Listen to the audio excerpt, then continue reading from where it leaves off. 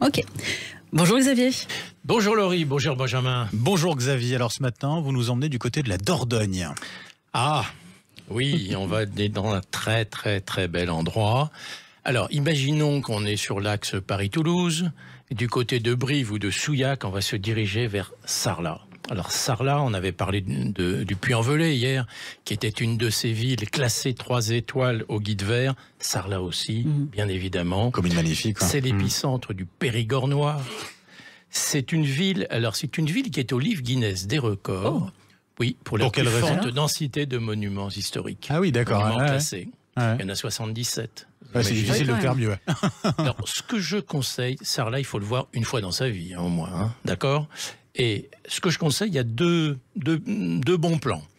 L'un, c'est de venir un jour de marché. Alors, il y a le marché du samedi, il y a un petit rattrapage le mercredi. C'est peut-être mieux en semaine, il y a peut-être un peu moins de monde, oui. Oui.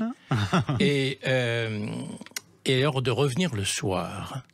Le soir, parce qu'il faut voir Sarlat illuminé, mise en lumière en fait. C'est Jacques Rouvérolis qui a réalisé cela. La mise en lumière, c'est exceptionnel. Et ne pas hésiter à aller de l'autre côté de la traverse, c'est-à-dire dans la partie mineure, j'ai envie de dire, qui a plus de romantisme encore que la partie est, donc d'aller dans la partie ouest de Sarlat, et là, vous allez faire une balade magnifique dont vous vous souviendrez toute votre vie. En ce moment, il y a le festival de théâtre, très connu aussi, puisque c'est le 2e après Avignon, historiquement. Et puis, il y a des animations tous les soirs, en fait. Hein. La gastronomie, n'en parlons pas. Oui. Forcément, manger un bon confit avant la petite balade nocturne, ça fait plaisir. Oui. On se fait plaisir. On est vraiment, il faut le savoir, là, on est vraiment, très honnêtement, à l'épicentre de ce qui est au niveau mondial l'endroit le plus dense sur le plan touristique. Et vous avez autour de Sarlat, d'ailleurs, c'est pas un hasard, une ribambelle un record aussi de plus beaux villages de France. Beynac, La Roque-Gajac, Dôme, Castelnau, Belvès, Saint-Amand-de-Coly.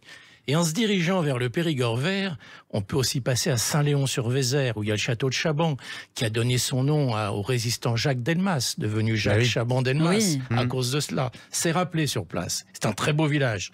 Sorgues, en remontant vers le Périgord vert, Sorgues, où il y a un musée de la truffe. Ah, d'accord. Et là, on arrive à Brantôme. Alors, Brantôme, quel émerveillement aussi.